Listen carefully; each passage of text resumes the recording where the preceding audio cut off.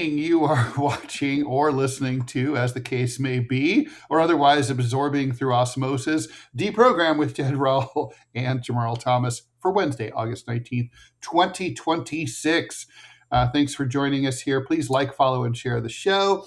If you're watching live on YouTube or Rumble, please go ahead and post your questions and comments in the live chat. Producer Robby will get to all of that and feed it up to us. We especially appreciate you're becoming a subscriber on YouTube or on Rumble. We really need more subscribers. We'll be revisiting later in the show as people trickle in exactly what you get at the various levels and how much each of those levels cost. Okay, a lot of stuff going on. I'm going to take these in reverse order just because. So you've heard of fake news. Now there's fake polls. Turns out that a company called Median Strategies was seeding fake poll results throughout the primary process earlier this year, including in that primary in Michigan that got really confusing, involving Haley Stevens and Abdul Al-Sayed. They said it was a short-term social experiment to expose how quickly false information could spread. Little, I guess, considering the fact that it could have real-world repercussions in the worlds of politics. A big victory in yesterday's primaries. As producer Robby pointed out, AIPAC had a great day. 200 plus of their candidates won, but they also lost a big one in the state of Florida, where State Rep Angie Nixon, who is a progressive, who was so broke she couldn't afford to run a single ad on TV, defeated corporatist AIPAC candidate Alex Vindman, who had 16 times as much money, and she won so handily. She did so handily. And then the lead story for today, at least for us, and we'll talk about other stuff that you guys want to talk about as well, is this story. It's like sometimes things are too bad to be true. And the Ivy League, the idea that the Ivy League was rife with anti-Semitism just sort of never really made any sense. And now we have a DOJ whistleblower who confirms that the Trump administration ginned up all of these anti-Semitism accusations against schools like Columbia and Harvard and made the whole thing up in order for political reasons and to shake them down for money. So I assume that. I assume that. Well, I don't know about the shake them down for money part. I didn't assume that part. I assume they made it up. Well, now we know. So basically, the details are very ugly. So this former Justice Department attorney, Haley Van Erem, or it's E-R-E-M, I'm assuming it's Erem or Erem. Anyway, Ms. Van Herem basically issued a formal complaint through the whistleblower process at the Department of Justice. And she quit last year. She was assigned to these anti-Semitism probes as part of the Trump administration involuntarily. When she got in there, she found that the outcomes of the investigations were, quote, predetermined without regard to evidence in a political mandated effort, end quote, to shake money out of schools through settlement demands and funding freezes, that the anti-Semitism thing was a complete pretext, and also that there was a strong racism motivation here, that they specifically, quote, targeted some Middle East studies faculty for the content of their work and other professors for their Muslim faith. And many of those professors were fired and still don't have their jobs back. I'm sure there will be no accountability for this. I'm sure they won't be rehired or apologized to or offered back pay or anything like that. But, the whole thing, I will say, so on TMI, when the Gaza protests were happening, the encampments were happening at Columbia, I broadcast live from the encampments. And I went into Columbia because I'm a Columbia alumnus. So I have an alumni card, and I was able to gain access, even though they had locked off the university. And I walked around campus. And Jamarl, we've never talked about it, you and I, but this was a really crazy making experience. So I'm walking around College Walk, which is 116th Street. To my south is the encampment, very sleepy. Nothing's going on. The kids are there's no protest, there's no chanting. The kids are either milling around or sleeping in their tents. It's a quiet, warm day. And I encountered this Jewish woman within the arms of her rabbi, right there, and she was sobbing uncontrollably. And she said, and she was saying to him, "How can they think like this? How can they do this?" And I'm looking around, thinking, like, did I just miss something? Did someone just like say something anti-Semitic to her? Did she see an anti-Semitic sign? Did you know what I mean? Like, I'm looking for, like, what's she reacting to? And she wasn't reacting to anything. There was literally, I stayed there long enough and I asked her, were you attacked? Did you or anyone you know, were you called at any names? Were you insulted? And it came down to, when she was able to talk about it, she was just upset that they were criticizing Israel for their genocide in Gaza. That's all it was. There was nothing to it. And she made, and I made a lot of this experience because for me, I think there was a lot of this going on. That, like, you know, I often wear a keffiyeh. Before any of this started, I like it. I like the way it looks. I picked it up in the West Bank. It's a useful scarf. I was wearing one, you know, around the time that this happened. I'm like not going to stop wearing it because, you know, of all this. And at the 72nd Street and Broadway subway station, this guy, I guess Jewish, screams at me, and he goes, "That you're wearing a swastika."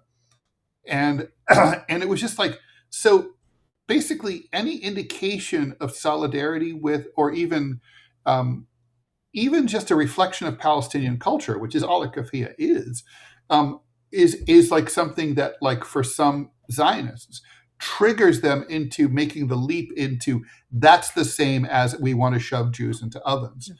It's obviously madness, but, you know, it's a widespread phenomenon. Ted, I lost a client yesterday. I got an email from a pastor. He has a church in Tennessee that I've been doing their social media stuff for like a year and a half. Nice guy. And he said that it has come to my attention of your anti-Israel bias. And if you're going to continue working with First Baptist Church, you must publicly apologize to the Jews, to God's chosen people. Here's my apology. And you must do so on the show that you used to slander the God's nation of Israel.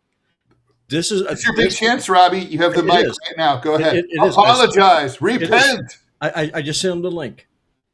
Fuck Israel. And fuck you and your apology.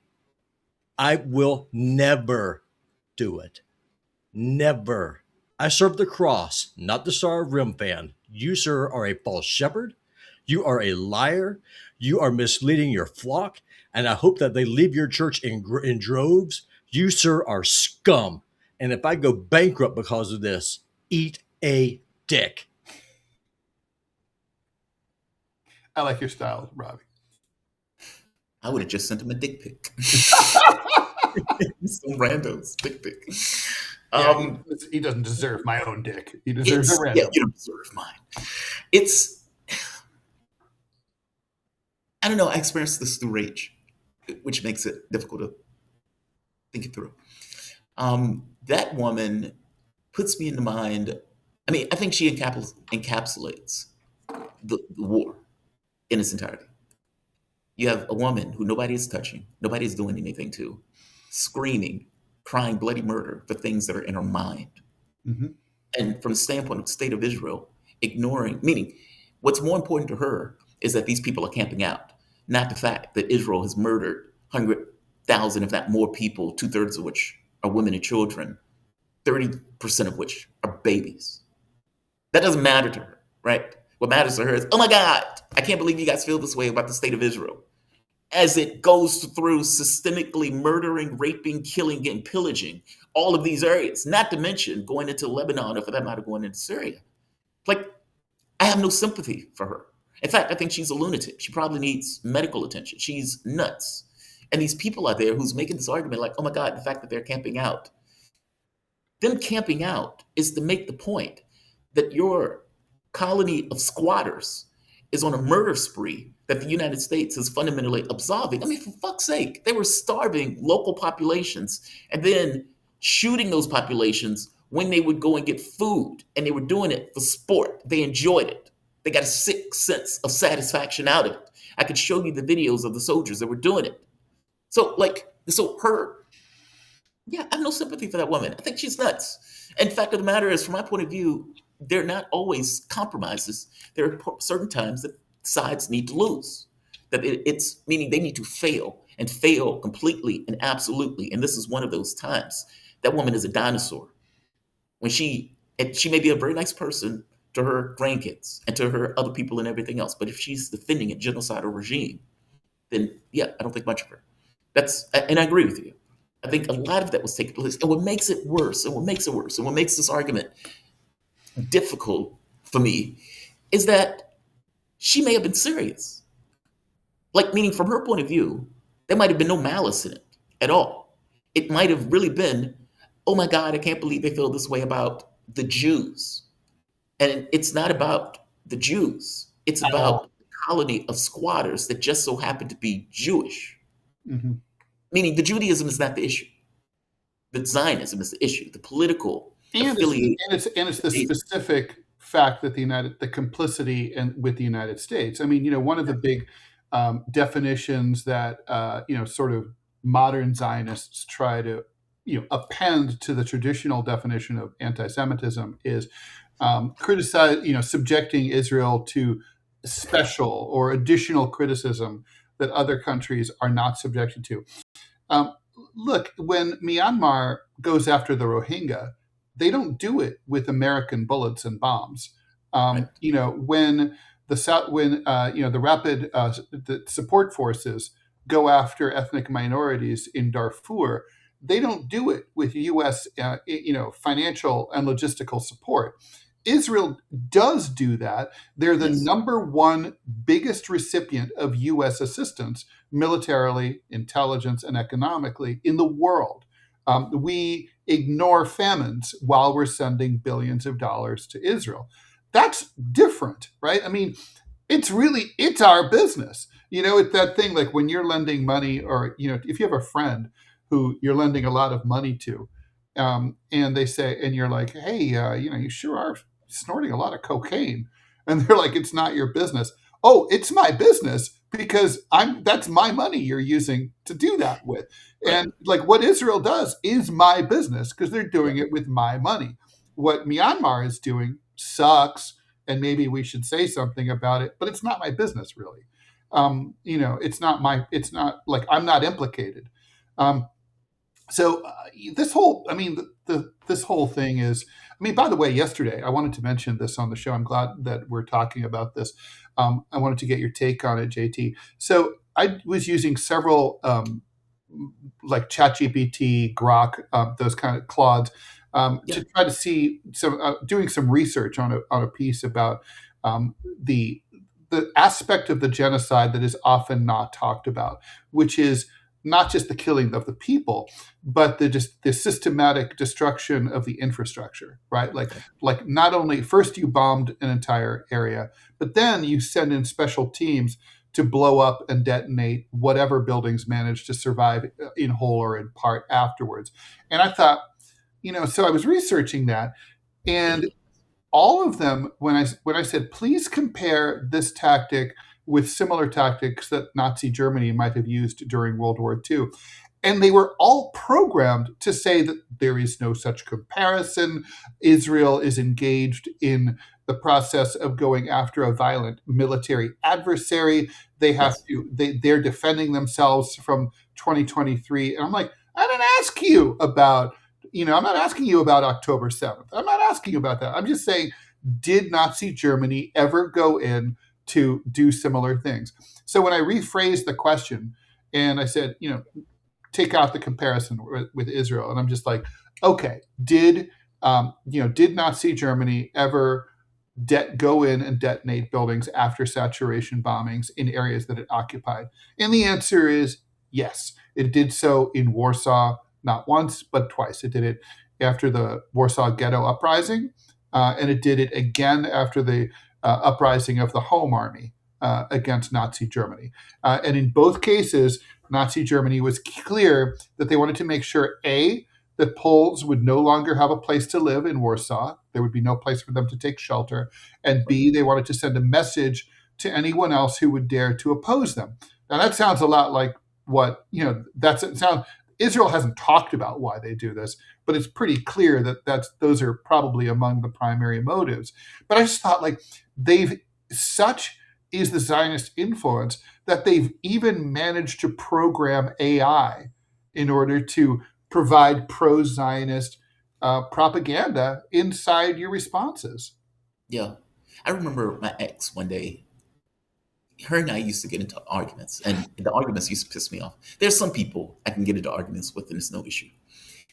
If I know as a flat fact that you know nothing about an issue, as a flat fact with metaphysical certainty that you know nothing about an issue, and you're arguing with me about it, taking this European propaganda position, and you go on a search engine and you look up something and you say, well, Google says this. And my response is, I don't give a shit what Google says. The reality of it is, what's programmed into it, as a software engineer, it's only spouting what's programmed into it. Totally. It's like that's the issue with AI systems and the stuff. Like, where people are like, I'm going to do research and I'm going to look up in AI. And so, hey, go and find so-and-so and so-and-so. And it returns something. Okay, but it's returning what it's been programmed to return to you, not what's true. It's not the Oracle at Delphi. Right. Yes, it's not the Oracle at Delphi. It is giving you what your government or what people in positions of power want you to know, not what's true. It's like Stalin erasing Trotsky out of a picture and then putting the picture back. And you're like, oh, here's this picture. Hey, wasn't Trotsky there? Well, no, he's obviously not in the picture. Right? It's that. But it's that on a massive scale on all sorts of topics. Think of Wikipedia and the editing that continuously takes place about Wikipedia. It's like you go in and you update your account, and then you come back as like, Ted Rall is a dirty communist that apparently grabbed Jamarl Thomas's ass. It's like, what? I didn't do that. Right. But that's the record, right? Right. For the foreseeable future. For anybody that searches, that doesn't do a second search on it. No, look, man, AI, people are taking this very lightly, and it's not very light. What you believe and what you know is like radically related to what you do and what you think. And, putting that in, like, it was obvious that they were doing it. I mean, they did it yesterday to Lebanon. Like, they would take down the village and they would blow up like the entire village. And then they would move to the next one. They blew up the entire village simultaneously and videoed it and then released it on social media. Yeah. I mean, basically, they're like they're the Nazi version of Nelson. I mean, literally, yeah. It's wild. Like, who shows their crimes? Yeah. And then they get mad at us and are like, oh my God, I can't believe you're calling this a genocide. Dude, you're filming it. You are filming it for your own pleasure. Right. And then when we call you psychopaths. Yeah, I mean, seriously, there are Twitter feeds that are Palestinian Twitter feeds, and all they do is scrape content from his IDF soldiers who are posting their own crimes on their socials. And there's just like, and you see, it goes on and on and on and on. The looting, the desecration, it's amazing. But if you ask AI would say, well, that's speculation. That's, those aren't verified. And those aren't verified claims and blah, blah, blah, blah, blah. It likes to say how complex it is. This is a complex situation that's always evolving. That's why they kind of lawyers it. Both sides are always beating each other up. It's the Middle East. Happens. It's how it is. It just happens. It's like, so. It's been thousands of years. Who can stop it? And then if you ask the AI, it's like, hey, so the Nazis had a point. And it was like, well, no, absolutely, the Nazis were wrong. But then, meaning both sidesing it falls apart when you bring up Nazis. Meaning there is a condition in our history where something was taking place that was so radically lopsided in regards to the way and the behavior of the people that it's not two sides. It's clearly. I encourage anyone to try this, by the way. Try what I tried. Like, ask for comparisons between Nazi tactics in World War II and Israeli tactics in Gaza. See what it coughs up. I mean, it could, because here's the thing, right? It could have simply said, there's really, they don't use the same tactics, and here's why. But they're not. Or the That's not it. system They go doesn't. on into this long-winded, like, no. You have to understand, like, the Israelis are dealing with October 7th. I mean, it's a justification rather than just it's not even a biased answer. It goes beyond a biased answer. It's it's ridiculous. It's propaganda. It's It's pablum. like it's making an excuse on behalf of Israel, which is it's like, why is my AI making excuses? Right. Just answer the question. Answer the fucking question. Right. Yeah, so weird. Let's I talk. wonder if the Chinese version would do it. Have you tried it on one of the Chinese versions? No, I will do that. I bet it doesn't do that. I will try that though. Let me ask you also about Wait. God, man, this is a prescient conversation. yeah. Just had a conversation today.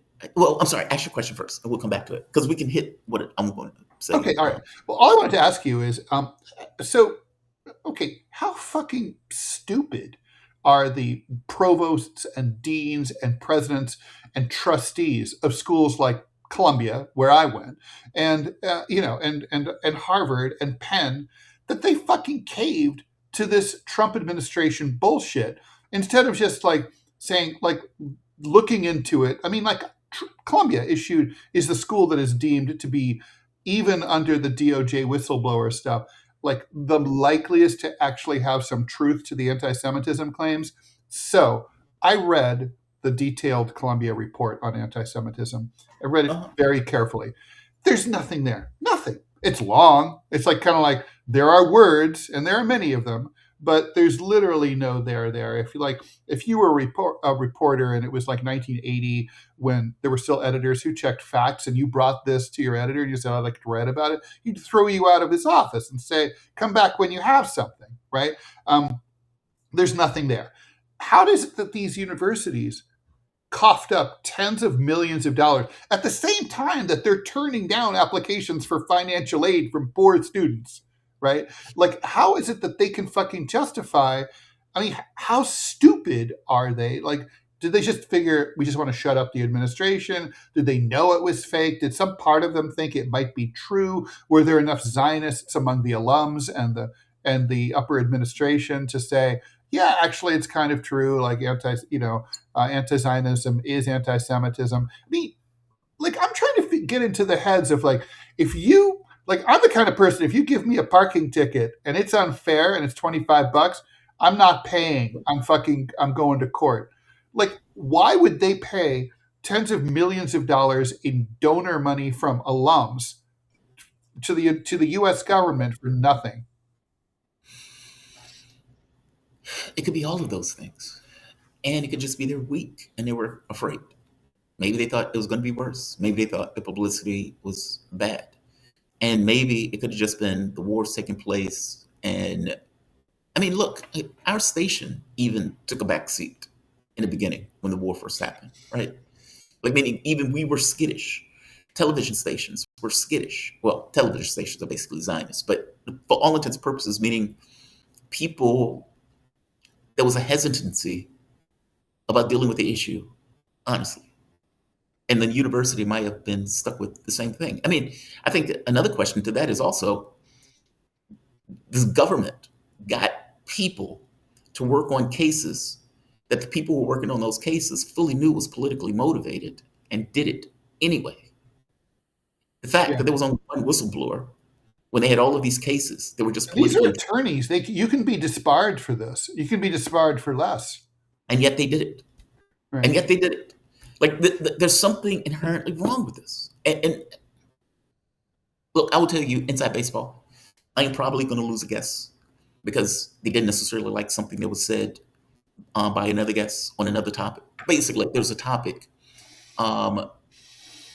There's what you would find, and you probably know this, when different segments of a political space often disagree with other segments of a political space.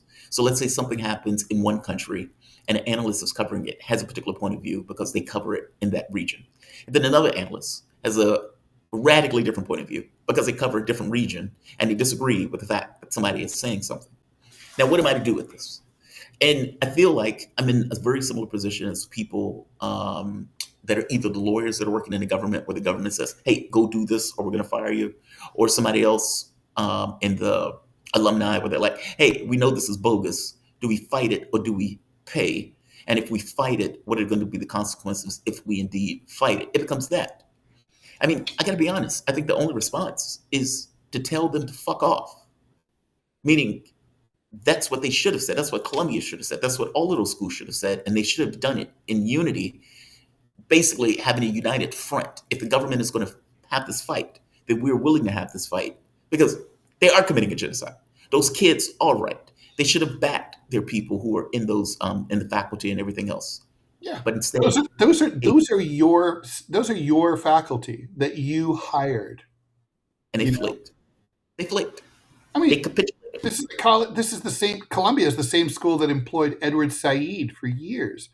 Although they were thinking of firing him for the time that he symbolically threw a rock at an IDF checkpoint in, I think, the occupied West Bank. You say, yeah, he just sort of threw it in the direction of it. I mean, he didn't do anything. I think this answers your question.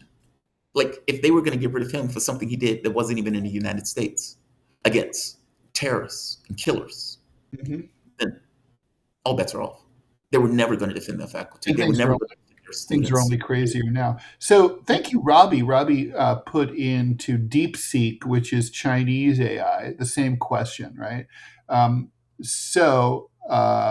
It's basically, the question was, I don't want to go too deep into this because it'll take too long. Give me a comparison of Nazi tactics in World War II and Israeli tactics in Gaza and Lebanon, please. And basically, it goes on. The comparison is meaningful only if it is precise. Like, Nazi policy was not merely excessive warfare. The Nazi policy made racial hierarchy, territorial colonization, forced removal, all sound stuff like that Israel's doing, right? Enslavement. Israel doesn't do that. And the physical destruction of, well, I guess they do kind of do that. And the physical destruction of the Jews' central state objectives.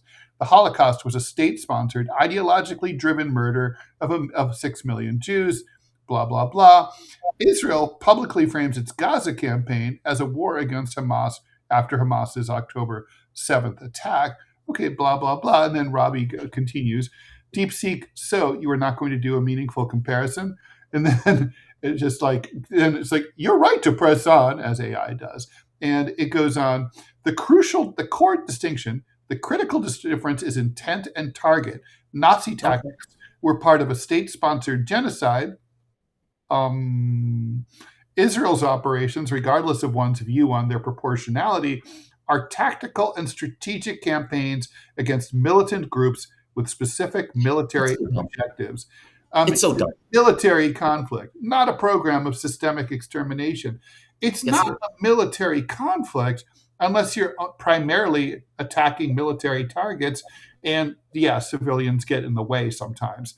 That's so not what's going on in Gaza or in the West. I wonder if it's because it's historical context. Like, it's like Hitler doesn't seem like a person, right?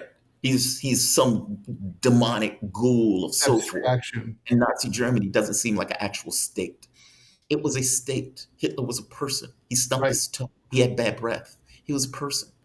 And the reality of it is, just like Israel as a state is taking certain state action, Nazi Germany took certain state action to get rid of the Jews. In this case, they're taking state action to get rid of the Palestinians. Why on earth would the Trump administration or the Biden administration talk about getting rid of the Palestinians into a different country, meaning forced migration of the Palestinian population?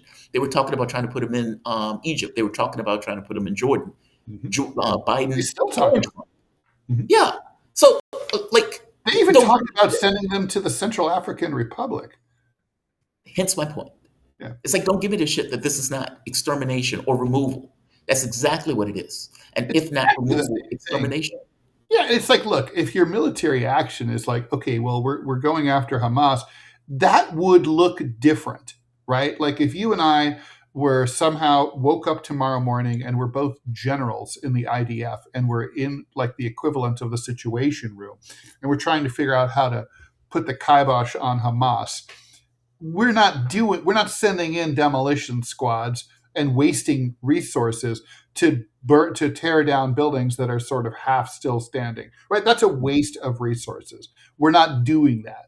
We're going into the tunnels, right? Like that's the main thing. We're blasting into the tunnels, and we're going to do combat underground because that's where Hamas is. That's what you'd be doing. That's not what they're doing at all. No, they're going for mass killing campaigns. When you're blowing up and let's be very clear, they're radically racist. Yeah. Like the racism is off the scales. I mean, it's crazy the way that they talk about the Palestinians. Yeah. Jewish supremacists. They look at them as dogs and animals. And you can tell because now they're running wild and they're attacking Christians too. Yes. Well, they don't like Christians all that much either. Well, they never did. Now the mask is off. Oh, the mask is way off. It's like we need one guy. They used to go easy on that because they didn't, because of the fact that they were, getting the helping hand from, Big Papa U.S.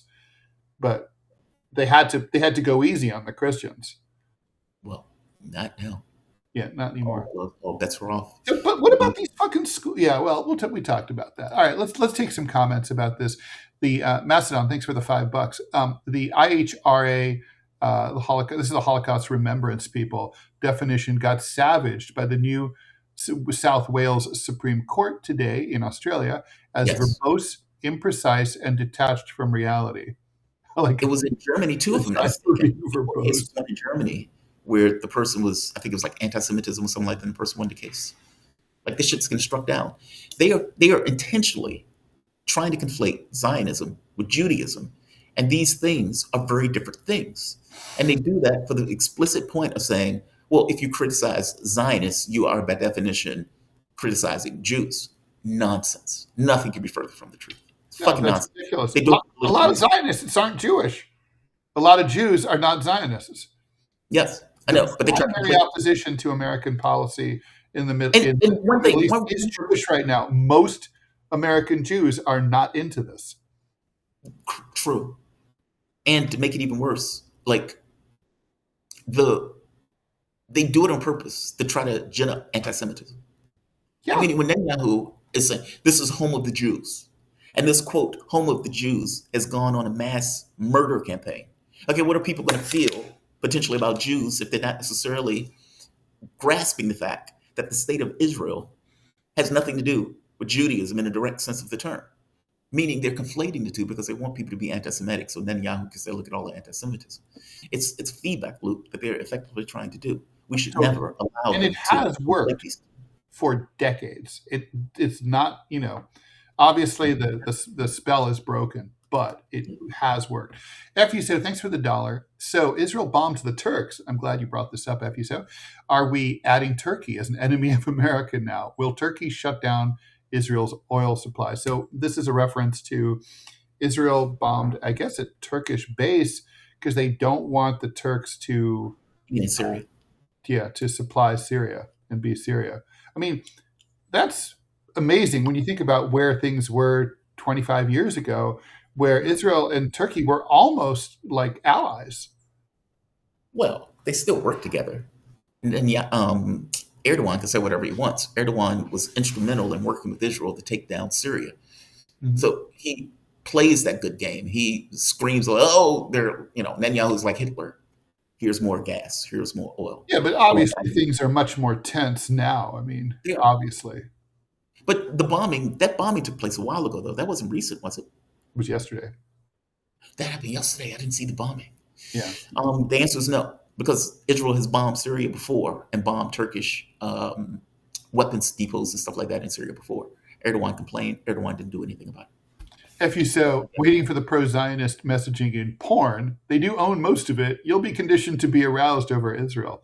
I feel that about like the hot IDF soldiers that they put on X. It's like she is hot. She's a hot girl with a gun. That's hot, but it's like scary. Vagina dentata. Horses are people too. Thanks for the $5. Mad respect to Robby for not bending the knee and serving the Antichrist. Let's see. Blake is getting closer to the $5,000. Can we please get a full screenshot of those massive many milkers and them great tiggle biddies of yours? Did he put money on that? $1,000 is what it's going to cost you. Wait. How much money did he give to make that comment? So far, he's kicked him. So far, I think we have about $11. It's going to take a while to get to 5,000. Yeah, his 4,900. National debt will be paid off first. Yeah. Farjaz, thanks for the $2. Jamarl, what guest is an issue, bro? You don't have to. Not bringing it up. Look, I'm annoyed right now, which is why it's on the queue. All for $2. All right, here we go. The Ted Meme Club, thanks for the $10. Trump tweeted in 2011 that, quote, once Iran has a nuclear weapon, they will close the Strait of Hormuz and oil will be $300 a barrel, close quote. However, Iran closed it without a nuclear weapon and oil's not 300 yet. Well, in the words of the little girl from Addams Family, wait. I mean, I just saw the diesel thing. Did you see the number, like, what do you call it, diesel crack? For the first time, it's hit over $100. And Europe is already going to end up in a food shortage of certain vegetables and things like that because of dry temperatures. Obviously, fertilizer is going to be an issue. Now, winter's coming, man. It's like in what's that, Interstellar, where they say like, oh, like we don't have Brussels sprouts anymore. I'm thinking, I wouldn't care about that. But there's other things I would care about. Won't global warming fix the winter problem, though? I mean, the Russians keep banking on winter to help them beat Ukraine. And winter's been really kind of mild. So maybe winter's not the ally it used to be to the Russians. Well, not in Europe. Europe is going to get a new ice age. Well, just to be clear, when I'm saying winter's coming, I'm talking about Game of Thrones reference. No, I know. But I mean, winter really is coming. And like, one of the Russian ministers yesterday said that they are going to hit the Ukrainian power grid this winter harder than it's ever been hit before. So that would be an inconvenience, but if it stays around 30 degrees, you're going to be fine. But honestly, Europe is getting colder winters now because of the breakdown of the transatlantic current. But Ukraine is part of Europe, isn't it? The Carpathians are there, but I mean, they're still part of the same weather system, really. I mean, Ukraine and Russia gets cold, Robbie. I know, but it's been warming up. Like, I know. Like, regardless of what our winters are. Look, I can tell you this. When I was in Poland, I think this was about 6 years ago, it was like negative 30 degrees. Yeah, Russia be every cold. day. Yeah, you realize that when you're in St. Petersburg and you're like, wait, that's called Finland Station for a reason, right? Like, it's Finland's right there. Yeah, and I remember the guy telling me, what are you talking about? These have been warm winters. It's like you're out of your first time I flew into Moscow, and it's like I was like, wow, there sure are a lot of A-frames. It's just like ski country. Yeah, it's cold. Like, meaning that's not a nothing threat when they say that. And apparently they've been saving up drones and all of this other stuff. So yeah, they're probably going to have Ukraine is probably going to have a difficult winter. Not to mention it's also I was kicking in $1 to see my moves. All right, do it. Well, $12 down for 4,988 to go. All right. So, God, I have to say, there's probably never been a less exciting countdown. Okay. Before we move on, let's talk about the subscriptions. We really need you guys to subscribe. If you're not a subscriber now, please do subscribe. For $5, $10, or $20 a month. Tier 1 is $5. You get access to member-only videos, and the Q&As are going to be behind that paywall. That's only going to be for you guys. That's coming up soon, I'm afraid. But the regular show will still be free for everybody. Tier 2, $10. So you're going to get that stuff. Plus, you'll be thanked in the outro credits. You notice that at the end of the show. You'll see everybody who's already on there. That list is growing, and we appreciate you guys who are already doing it. And I apologize for those of you who are already doing it to have to listen to this. Tier 3, you get all that stuff. Tier 1 and 2. Plus, you're going to get a private hangout show with me and Jamarl just for us. Our little group. That's $20 a month. That is the first one's going to be, it's going to be every month. The first one's going to be August 27th. at 7 p.m. Eastern Time. It's also going to be an evening thing for you guys who want to do that. All right. Let's talk about Angie Nixon. I always think of Angie Wong because Angie in Florida. But Angie Nixon has different politics than Angie Wong. So Angie Nixon is a lefty progressive. She is a member of the DSA, the Democratic Socialists of America, but she was not endorsed by the DSA. I'm not really sure why. They didn't get their shit together. But anyway, the point is she scored a surprise upset by quite a sizable margin against corporatist AIPAC-backed Alex Vindman, who had 16 times more money than she did. I guess my big question here, Jamarl, is are we going to see, first of all, if corporatists like Obama and Chuck Schumer were to endorse and maybe campaign with her, could she win in the general election, even though Florida has become, it's no longer a swing state, it's definitely a Republican state? She needs money. I mean, like, do you remember that joke that said Obama won the election with hope and $1 billion? Right? It's like, it's the $1 billion. Right? Yeah, the hope helped. It was the $1 billion. Yeah. Whatever happened to Vindman in that election where he just fundamentally collapsed to a person apparently with no cash that couldn't even run a campaign ad? What kind of candidate is that loses a race like that? But for whatever particular reason, God bless her for being able to win that race. But she needs help. Like, meaning she does need help. Well, blue no matter, but don't you know, I mean, blue no matter who only applies when the candidate is a corporatist. Exactly. If the candidate is a progressive, it does not apply. You can just look at Abdul El-Sayed, who I don't think has any, there's no indication that he's getting corporatist support from the DNC, that they're going to fly Obama out there to campaign with him. I mean, if he had Obama alone, done, in like Flynn, finished, game over. Yeah. He would immediately get the corporatist Democrats on his side from that endorsement alone. Yeah, that's why the endorsement. And also, James Clyburn should go out there and campaign for him. Yeah, I mean, Kamala Harris matters less. I think. I don't think she's that popular, and I don't think. Like, I know a lot of people are like, Kamala Harris brings the black vote. No, she doesn't. She didn't bring the black vote in the primary. Yeah. Joe Biden brought the black vote. Ironically, the white guy is the one that brought the black vote, not Kamala Harris. She brought the white liberals. Good point. That's a good point. Fair point. Look, whether it's El-Sayed, whether it's the woman in Florida, Angie. They both will need. Angie Nixon's cool, by the way. If you see her, if you should look at some of her videos. She's definitely she's spicy. Is she? Yeah. Maybe that's what they needed. And I still say this from my point of view. I think the center is falling, and obviously we have a huge number of elections all across the United States. So that will take time. But it seems like the center is falling. I mean, how on earth does she win that race without even running a television ad? I mean, to be beat like 16-1. And even with the El-Sayed case, he was beat, 8-1 or something like that, or 12-1, whatever that number is. Yeah. They were using $60 million because the guy still wins. Yeah. That's not normal in our politics. Like, usually, 90% of what do you think is happening here? I mean, I think the people are really pissed. Yeah, I think the center is falling.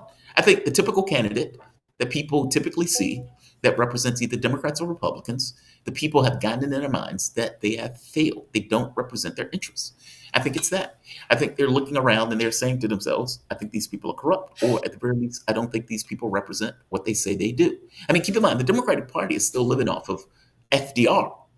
And the comparison between the two. Oh, God. Ridiculous. They call them communists. Right? Like, meaning they're still living off the legacy of FDR to kind of give broad contours to what they claim the Democratic Party is. When they ran up against a guy who's basically FDR, they put a knife in him and they cheated the guy. And even now with El-Sayed and some of these other people, not only do they not support them, they call them communists. I think the public is noticing something.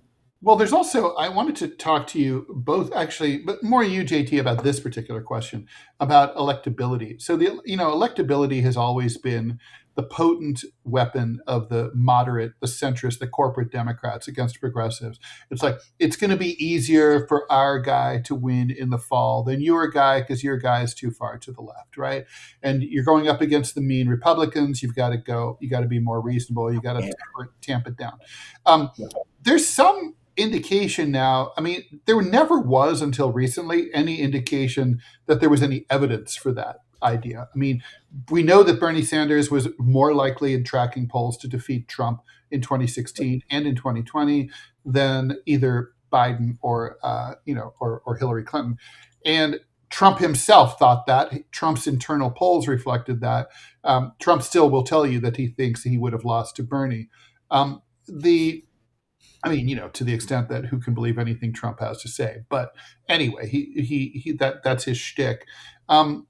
I guess what happened, now it seems that there is some data that shows that actually the current crop of DSA people are on average, about 1 to 2 points less likely to win. They have a 1 or 2 point deficit over the average corporatist when running in a general election in the fall.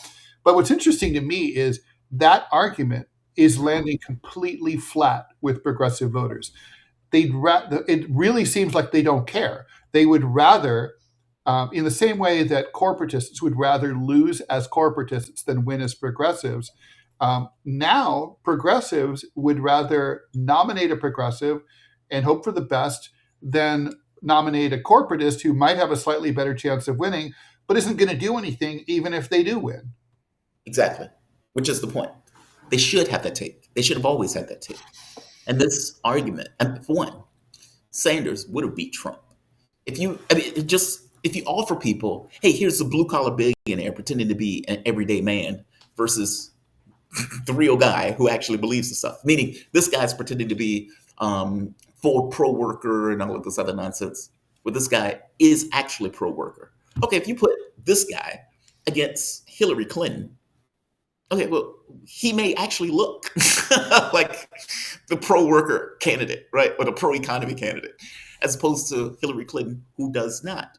If you put him up against Sanders, I think the choice is kind of clear. Sanders is pretty straightforward. Trump can mimic, ape, lie, true, but he's still constrained by the political party that he's effectively in.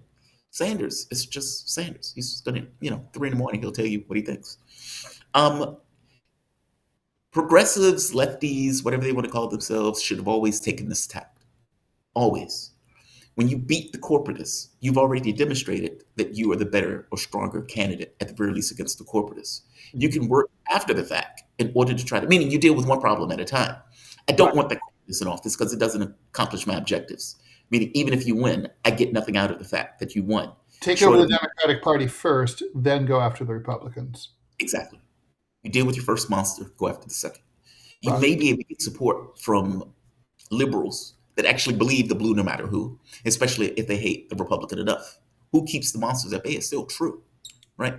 Even if it's a quote DSA person who just so happens to get into the Democratic Party. Yeah, you deal with the first monster and then go after the second. Like this propaganda of, well, this other person is more electable. Okay, that's pretty self-interested argument there, buddy. I don't accept that. And also, even by the way, if it's like, it's not very compelling when like the data, like Nate Cohn is like, well, 1 to 2 percentage points advantage. Like, all right, I mean, okay, I think we could probably overcome that, right? That's a rounding error. Yeah. And with, like an extra couple of days pushing, ringing doorbells, we should be able to be okay. Yeah. And if you can bring the party together, you can do it. Yep. I'm not saying it's easy. But you've got to expel the corporatists. I mean, yeah, but you also need to show that blue no matter who is nonsense. Like it's bullshit. They don't believe it. No. Meaning because you effectively put that to them at this point. And in fact, they should start screaming blue no matter who. El Sayed, after he beats them, should say blue no matter who. Yeah. start running with it. He should. It's like they used that nonsense for God knows how long. It was effective. Continue to use it. basically hang them on their own petard. Either you show that they were false and that they were always using that for their own self-interest, or it ends up being true just because of how much they hate Trump and they want a bulwark against the Republicans. Meaning the public itself may want a bulwark against Trump, meaning regardless of who El Said is or who the other candidate was, they would vote for him. So no, you put it to them. They're that terrified of Republicans, fine. Vote in. Yeah, as far as the right goes, I think that if you come out against Israel, there's no way you're going to win in a Republican primary. It's just like, You don't think so? Well, yes, they proved it. I mean, so Thomas Massey came. I'm sorry to interrupt real quick. You really think that? I mean, even with Yeah. the youth vote and Republicans versus the older vote, that split doesn't. It doesn't factor in right now. Maybe in 15 years, maybe. But I mean, so I mean, think about it. So the right has something that the left doesn't have, and that is this religious indoctrination. So, like on the right, you've got Christians United for Israel. So you have Kufi. That's a major voting bloc. Goes in, galvanize evangelicals. That's John Hagee's organization. It's called Christians United for Israel, and it's a big get out the vote thing. So it's kind of like AIPAC's little brother. Then you have the corporate RNC machine on top of it. And then you have just the brainwashed masses of people who will complain about gas prices, complain about everything else. But the prevalent thought, at least among evangelical Christians right now, is that we must bless Israel if we don't think God is going to curse us. There's no reason. There's nothing there. They're crazy, but that's the thought. And that's why, I mean, we saw yesterday, James Fishback lost. He's a Catholic. He hit every Waffle House in the state like 6 times. He had the youth vote. Problem is, and the special ladies. The problem is the youth vote doesn't ever show up. Lady. No, so I mean, the demographic that's getting screwed the most is the least engaged. So think about that. So look at yourself in the mirror because you own that. Yeah. And then you've got every evangelical church in the state working with Kufi, work with AIPAC, coming out, turning out these people. Then you have Randy Fine, who's one of the most disgusting people in the state, Jewish, wears his dumb little hat there to the Capitol Hill, ran against Dan Bilzerian. Yeah, I didn't know Dan Bilzerian was running. Yeah, he lost. So it's just. So I mean, it just goes to show the power that the Jewish lobby has because it's married to the evangelical right. Yeah. That's the advantage that the Democrats have. The problem is that Democratic leadership is so corrupt. The difference is though is that the Jewish lobby has a chokehold on your movement. Agreed. But they don't have a death grip to what they do on the right, so that you are able to get mavericks. The question is, though, are they going to sell out? That's the question. See, AOC seems well on her way. You're never going to get a chance to be a maverick on the right. Like I would never be able to get elected. See, I think it would never happen.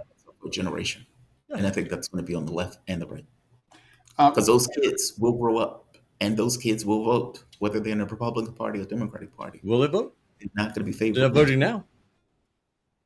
Well, they're kids. I mean, I got to be honest. I wasn't really a little more complicated than that. You think it's more complicated than that? I mean, I didn't get. I mean, young people don't. It's always been hard to get young people to vote, but it seems like they're more. Look, here's the thing that DSA brings to the table that nobody talks about: discipline and a cohesive ideology. They're an organization, right? Like under Bernie and AOC and the squad, progressivism in the Democratic Party was a tendency.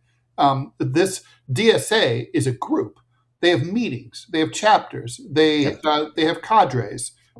So, like, there are formal members that are either members of a chapter or members of the national committee or both.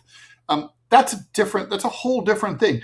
An organization can, get people to the polls in a way that, like, a tendency is sort of like, yeah, they'll show up for your rally, as Bernie knows, but will they show up for your maybe not when it matters at the polls. No, you're right. I agree with you. They're organized. I mean, it's not a grab bag of whatever. It's a cohesive ideology in the way that they're trying to operate, which That's could, different. That's a yeah. game changer. Robbie, a couple of questions for you. Joshua, will you be on the 1999 Hangout Talk too? You're certainly invited. Yeah, if you want me to be, sure. I do. Horses that's are up to y'all. people too. $5. Mad respect to Robbie for not bending the knee and serving the Antichrist. That's a repeat, but Yep. Yeah. And someone asked, does Robbie have any proof for his wild claims? Well, I've got the email, and more to the point, Ted has saw me tell people off before, so this is not out of character. accidentally. Yeah. Why on earth would Robbie come onto this show and lie? It's so random, right? And about that, of all things. Well, the thing is, Yeah. with my business, I do a lot of little side gigs, like $100 job here, $50 job here, $150 job here. That's how I pay my bills. I mean, this show does not make enough to pay me a salary, so that's why I ask people to watch over on Rumble on YouTube. Up. Yeah, that's why I ask people to watch on Rumble on YouTube, because starting next month, I'm not going to take a salary from the show at all. It just doesn't make any sense of what Rumble's done. So this does not benefit me in any way, shape, or form. If anything, it hurts me. Guys, we have 4 minutes left. We got to talk about the fake polls. Yes. Median They're all strategy. fake. This They're all New York They fake. should Times be thing. prosecuted. Go ahead. Go with that. I just think they should be prosecuted. Like the excuse after the fact of we just were running an experiment. A, I don't know that. B, what I do know is you flooded fake polls into the market that could have had outsized effects on the election itself. I would even make the argument that it was election interference. People could have looked at that.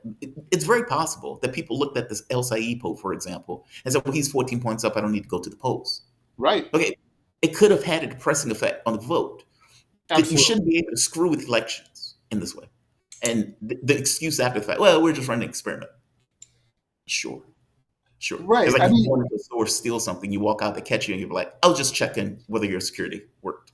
Well, yeah, let's compare, right? Like, so, Russian so-called interference in the 2016 election boiled down to about $200,000 in Facebook ads by a private, non-government affiliated troll farm in Russia called the IRA, the Internet Research Agency, right? And basically, all they did was run some ads, in a $7 billion campaign. They ran $200,000 worth of ads, half of which, by the way, were pro-Hillary and related to like cats and stuff, and had nothing to do. And had took place after the election, if I'm not mistaken. There were a lot of those. So the point is, it was completely inconsequential. But even so, right? Basically, the fact that there were a couple of random ads on Facebook that nobody saw here and there, that became the subject of a massive controversy that still goes on and still has people up Russia's ass over it. And it's a massive international thing. Here you have an American company that definitely interfered with our elections, no question about it, and just did it and got caught. And they were doing it for research purposes. I mean, obviously, increasingly, you just can't believe anything that you see, and everything that you see has to be verified, and it means you can't necessarily just go to the Real Clear Politics average. You have to, what's in the average? You have to look at the individual polls, and Rasmussen is trustworthy. They've had good results. Ipsos is trustworthy. It's legit. Maybe some of these, if you see one that the booger snot poll, you should ignore it. True, but I don't know. There's something dodgy about that. Oh, it's sketchy. I give you, for example, a story came out. I haven't seen it in the U.S., but it's a true story. You may know it since you're French. The French government commissioned an organization, or created an organization to study election interference. And what they found was not Russian election interference. They found Israeli election interference with a company in Tel Aviv that was effectively putting out fake stories, fake media, sock puppet accounts throughout social media when they wanted to push an election in a particular country. And by the way, they did this in France. They did this in certain parts of Africa. They did this in other parts of Europe. And this was what they did. When the French started looking into it and started asking questions about it, the place went up in smoke, dissolved. I wouldn't be shocked if a place like this was pushing fake polling in order to either gin up support to make it look like, hey, this person is more support than what they do, or to make it look as if they have less support than they do. Yeah, no, I wouldn't be surprised. Yeah, and there's push polls too. That's a whole different thing. We can resume that. We can pick up on this in a couple hours when we do the Q&A show. That's still open to the public, so everyone come and see us in 2 hours, live on Rumble and YouTube at 12 noon Eastern time. Thanks for tuning in. TMI show coming up right now. Ciao, everybody. See you in a couple. Have a good one, guys. Bye. There we go. Okay.